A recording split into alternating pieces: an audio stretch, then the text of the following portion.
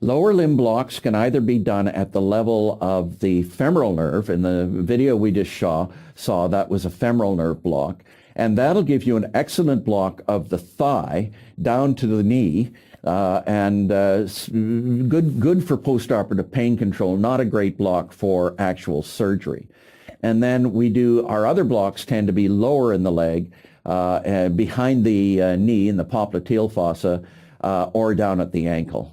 So usually if you're going to use a lower limb block for anesthesia, it's better to just go ahead and do a spinal or an epidural and use that block for the anesthesia for the surgery, and then do a femoral nerve block or a sciatic nerve block or a combination of the both for postoperative analgesia.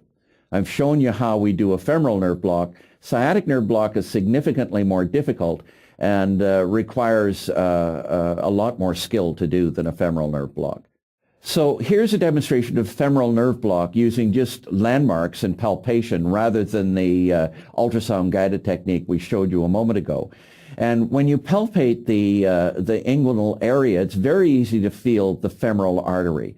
And if you consider the femoral canal to consist of artery, nerve, ring, you can think in the position of all these organs if you think of Mr. Van. So in this acronym, the N stands for median, so right medial inside the leg. R sounds for the femoral ring. V is the femoral vein.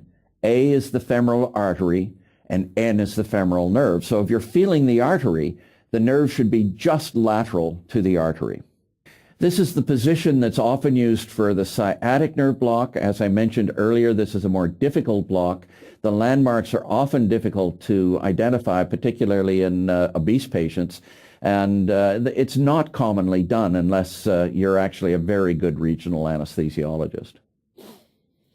The ankle block is commonly done for foot surgery in which a tourniquet isn't used to prevent bleeding during the surgery. And it's a relatively easy block. There are usually 3 needle positions in the front of the foot, one a little bit lateral, one a little bit medial, and you can see the 3 nerves that we try to catch with that.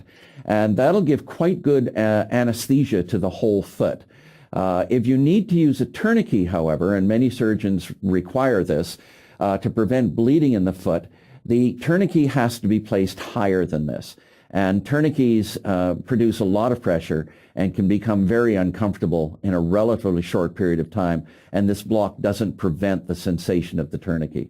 So if you're going to use a tourniquet, you really can't use this block.